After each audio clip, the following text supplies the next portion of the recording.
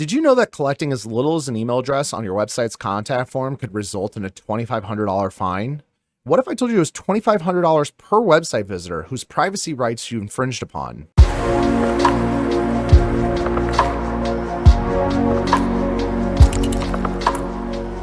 In this video, I'm going to be walking you through 5 common features I see with websites in this day and age that, if not addressed properly in your privacy policy, could result in a non-compliance fine that could be very significant. The first feature we're going to talk about today are contact forms. Contact forms are found on just about any modern website, and that's because they do one thing very well, which is help get inquiries to the website owner. So if you're a website owner and you have a contact form, you can sit back and wait for people to inquire and reach out to your business, which is an excellent feature. And website visitors can submit their data to you, and you'll receive that and give you the ability to reach out to them and hopefully do business. The fact is, though, names and emails are regulated pieces of data under privacy laws, and the moment you're collecting that data is when privacy laws can start applying. So it's important to understand that contact forms are great. I'm certainly not downplaying them. They're wonderful. We have them on our own website, but they could be collecting regulated data. So you need to keep that in mind when utilizing a feature like a contact form. The second feature we're going to talk about are analytics tools. There are some very common analytics tools like Google Analytics, which help track website visitors and how they interact with your website, and hopefully give you insights into how you can optimize your website to improve the look and feel so that future website visitors are happy with what you offer and inquire faster. So analytics tools very commonly installed into websites, but what's important to understand is that if you're not using a privacy focused analytics tool, you may be using something that could be collecting personal information, could be monitoring users and their behavior on your website, and that can unlock the requirement to comply with privacy laws like GDPR and the UK Data Protection Act. And the simple act of collecting things like people's IP addresses means that multiple privacy laws like Canada's privacy law, PIPEDA, could apply to you. CalOPA from California could apply to you. And there's various other privacy laws where those laws can immediately start applying to you the moment you collect a single person's IP address from that particular state, country. So that's our second feature that we wanted to talk about, which is that analytics tools, they're wonderful. They help you understand how people will work with your website, but they do collect regulated data often, and you may need to have a privacy policy with very specific disclosures because of this fact. The third feature we're going to talk about are newsletter signups. So technically, this is actually a form that people are submitting their data yet again, just like we talked about with contact forms. But newsletter signups are such a common feature that we wanted to bring this one up specifically. Newsletter signups are excellent examples of not only when you're collecting personal information like email addresses, but also sharing that data with third parties like MailChimp or Constant Contact or any other third-party email marketing software that you're utilizing to send those newsletters. So in that example, you're not only collecting regulated data like names and emails, but you may even be sharing that data with third-party marketing providers to provide marketing and advertising to your website subscribers.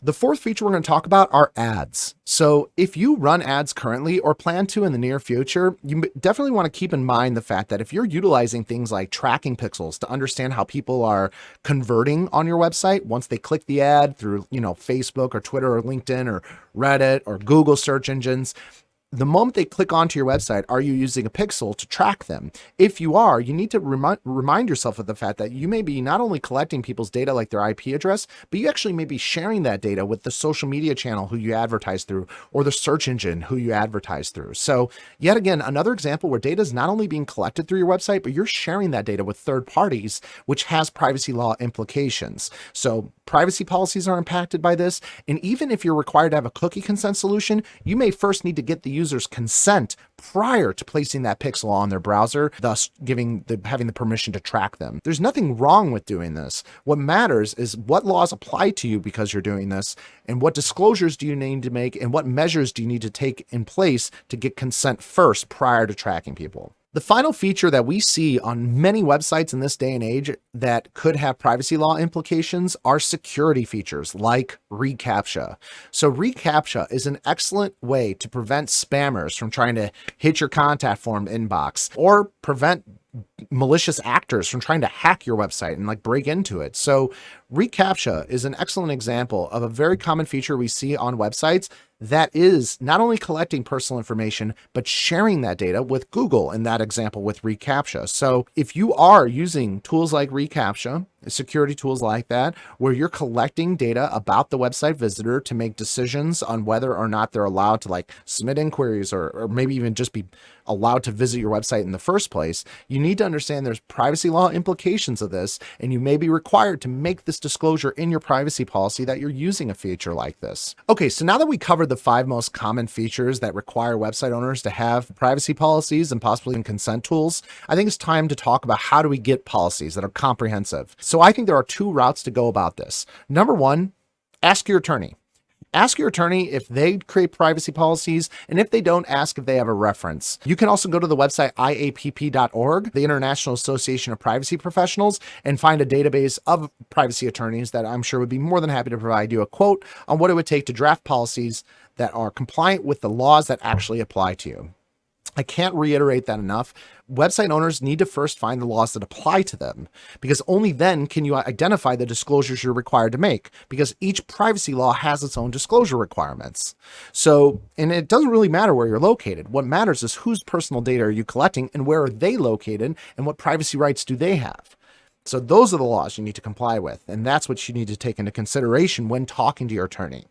Now, nothing beats hiring an attorney, of course, like that's the best route to go. But if you don't have the type of funds laying around to, have an attorney draft your privacy policy and then constantly monitor privacy laws and update it when the laws change, you can consider a privacy policy generator. So full disclosure, I run Termageddon with my privacy attorney wife, and we run Termageddon, which is a generator. So I'm a little bit biased in my opinion, but I think privacy policy generators are an excellent alternative to a privacy attorney if you don't have the funds to afford an attorney at this time. A good privacy policy generator will initially ask you a series of questions to identify what privacy laws you need to make disclosures for, and then their questionnaire will adapt and ask you the questions necessary to provide those respective disclosures required under those applicable privacy laws. And what's cool about companies like Termageddon is that you get an embed code, which you paste into your website policy pages.